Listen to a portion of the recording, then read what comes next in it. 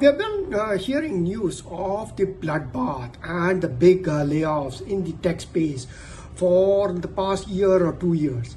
And the most recent was the 30,000 plus people who were recently laid off by the tech giant Oracle. We all see the headlines move on, but each of those people impacted by these layoffs are individuals with life stories. So I decided to spend a few minutes reflecting on a life story of a person I'm currently coaching. A person in his early 50s who worked for Oracle until recently. This is a story of a person, let's call Raj, who graduated from a top university in the 90s, and like many of us from that generation, joined the IT and a rich services company. I think it was TCS or Wipro after graduation, and moved to the US for a project. Spent the next decade or so working for several companies, clients across Midwest in the US. And during the course of time, his life moved on. He got a green card. His wife and he moved to the Bay Area. They had two beautiful kids, and the kids started growing up. So he decided to pivot. He left the company and decided to get into the fast pace of startups. The pace was really fast. Kids were growing up, and the wife was happy, taking care of the household and the kids growing up. And he was focused on his job, working for startup, so hoping for some growth. And that went on for about a decade. He saved up a bit of a nest egg, started living the American dream. But at some point, he decided to slow down because the kids were growing up. He wanted to spend more time with them, focus on his work-life balance. So he joined Oracle in the Bay Area, spent a couple of years with them in the Bay Area. And then, of course, life happened. His parents were aging, and they wanted him back in India. And he wanted to spend quality time with them before they passed on. So he moved back to India with Oracle in the middle management, and that went on for a couple of years before this big tsunami hit Oracle, and he was impacted. Now, he was laid off along with about 12,000 other people. It hit him hard, like it would hit anybody else. So the process, the way he described to me, was pretty clinical, pretty straightforward.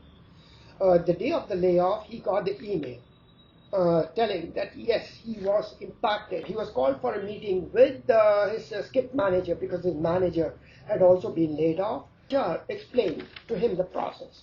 He would have to resign immediately, hand over his equipment and his login credentials, and he would be put on a garden leave for 2 months. The 2 months was his notice period. So they were giving him 2 months on garden leave, and then he would get severance pay, a gross pay for every year of service, and of course his gratuity was paid up that he would receive, and any other unencashed leave. In addition, he would get an outplacement service and consulting service, and that's kind of where I came in, and we started working together. A few days after his layoff, he digested that information, and we got on a few productive sessions. What stood out was the maturity of his thinking. He had come to accept that layoff and was ready for his next act. Now, if you look at it from a financial standpoint, he was pretty well off. Financially, he was stable. He had kept most of his 401k and US dollar savings in the US, and they were growing steadily with the US market. And he invested in college savings for his kids, and kids were ready to go off to college. He got this decent severance pay that would keep him going for the next year or so to take care of his cash flow. His house in India was paid off.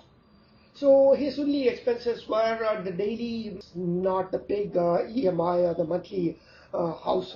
Key here was he had lived a pretty modest life and saved about 45 to 50% of his take home during the past 20 plus years that he had worked in the global technology space. Independent, retire early model that many techies aspire to.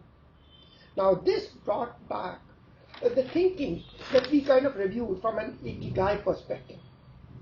Until recently, he was focused on the bottom quadrant of ikigai, which is focused on the profession and vocation, and really focused on what he could be paid for.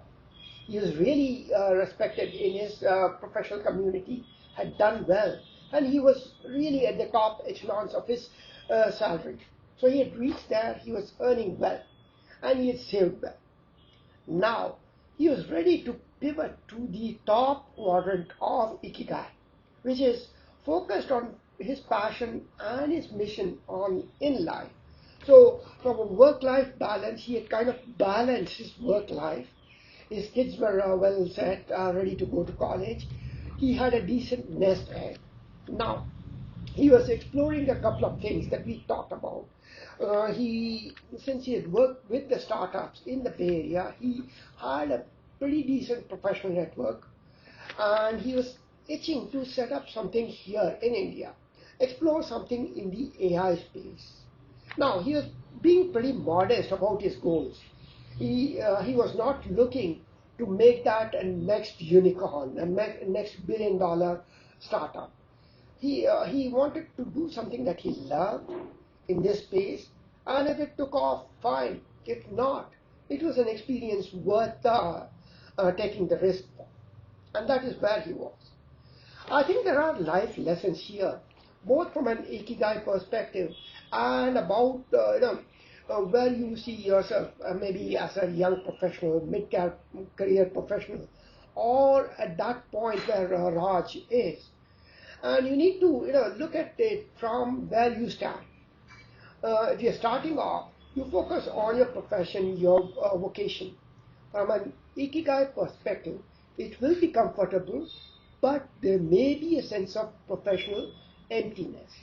Accept it, and then start working towards your passion. Maybe moonlight on it, or maybe build your network outside of work. And eventually, when you get to a point where Raj is, and you get a kick, and then you move towards what you love. So there are lessons here I want to leave you with, and maybe reflect on this ikigai model and see if it resonates.